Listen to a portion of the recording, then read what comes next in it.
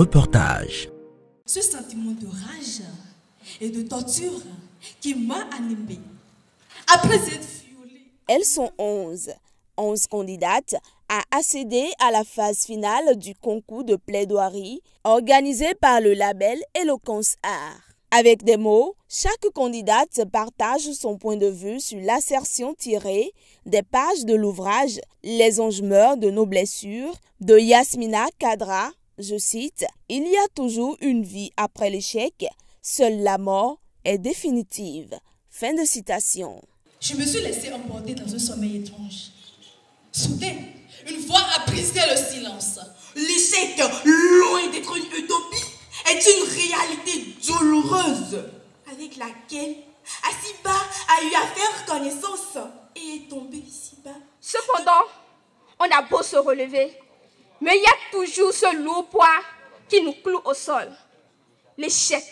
Confiance en soi, témérité, autant de qualités dont ont fait preuve ces candidates devant un public attentif et un jury de sachants aux aguets. Dans l'ensemble, on a pu constater en 5 minutes ou en moins de 5 minutes des candidates qui sont allées jusqu'à 4 citations. Mais lorsque vous dites une citation, laissez le temps à l'auditoire de digérer. Le stress, il est tout à fait normal, mais il ne doit pas être votre ennemi. Et lorsque vous montez sur scène et que là, on sent tout de suite, ne serait-ce que par des gestes, votre présence un tout petit peu crispée sur scène, là déjà, vous vous mettez en dessous de ceux-là qui sont devant vous. 5 minutes chrono, c'est le temps dont ont disposé Rifil Legba et ses pairs pour convaincre le jury. Au final, c'est un nouveau départ pour 10 d'entre elles et le couronnement pour la meilleure oratrice 2025. Si la vie vous offre un plume, quelle histoire écrirez-vous? Et vous, c'est ma candidate. Quelle histoire écrirez-vous? Il faut noter que c'est le travail acharné qui ont donné le résultat que vous voyez aujourd'hui. Ça n'a pas été vraiment facile.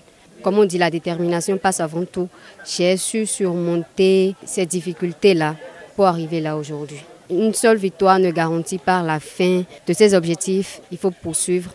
Donc, je pense même en arrêter là. Valoriser la femme et en faire un porte-voix, l'objectif est atteint et cap sur la 3e édition. Je suis particulièrement fier de tout ce que je viens d'entendre de mes candidates. Il y a de la matière, on n'a pas travaillé pour rien et effectivement ça a donné ce qu'on veut. Si vous faites de petites recherches, vous allez constater qu'il y a certains mots phares qui minent aujourd'hui nos sociétés. On parle beaucoup plus de santé mentale, on parle beaucoup plus de dépression, on parle beaucoup plus d'échec, on parle beaucoup plus de suicide. Alors nous, en tant qu'orateurs, en tant qu'oratrices, notre devoir est de porter la voix, notre devoir est de sensibiliser vraiment le public sur le fait que tomber ne veut pas dire que c'est une fin en soi.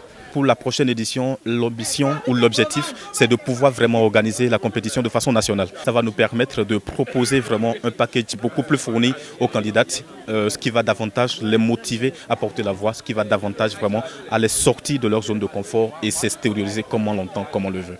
Les ambitions sont grandes et pour y arriver, le label Eloquence Art reste ouvert à tout accompagnement pour des batailles de mots et d'idées plus prometteuses. Et qui au bout est